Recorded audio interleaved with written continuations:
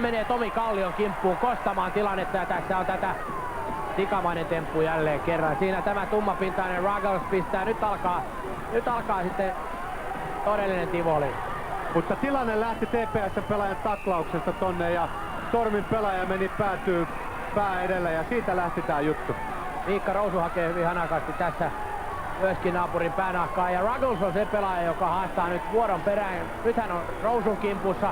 Tuomarilla on täysin koko touhu hukassa. Jago on se, joka on lähdössä jäänyt. Robachuk on vääntämässä nyt Kimmo Timosen kanssa ja Tomi Kallio on uudessa tappelun nujakassa Linsin kanssa ja tässä vaiheessa käy kyllä Kalliota sääliksi. Hän saa kyllä turpiinsa. Nyt pitäisi linjatuomareiden puuttua peliin, sillä tämä Robachuk on todellinen tappelija ja nyt täytyisi TPS-pelaajat mennä auttaa siihen. Siinä nähdään tossa, että siinä on junioripelaaja vastassa. Kallio hakattiin ja aika raukkamaisesti tavallaan niin Stormin pelaaja odotti ja näki, että Junnu vastassa ja yritti. Ja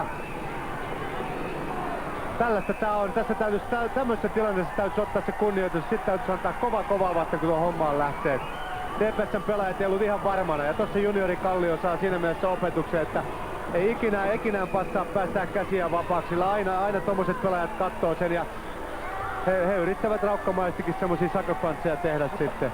Tässä TPS häviää, nimittäin Timonen joutuu suihkuun, kuten joutuu tämä Robachuk. Aivan sama. Ja nyt käy Jukka Koivu kuumana. Hän seisoo jo siellä aition päällä ja tämä olisi tietysti kiva nähdä. TPS:n pelaajat heti mukana kaikki, ettei pääse tulemaan tämmöistä tilannetta. Siellä on yksi TPS:n pelaaja tuolla motissa ja sitä hakataan.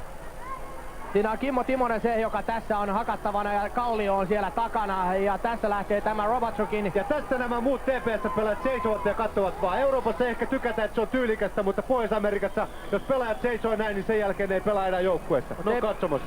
Sillä on nuoria pelaajia tässä, Jokinen, Lehtinen, kumppanit ja Rousu, joka on Toipilana tullut. Hän haluaa pelata liigassa, hän ei halua tässä mennä munaamaan sillä lailla taas itseään.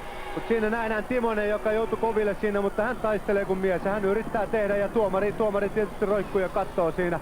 Timonen oppi läksy aika nopeasti.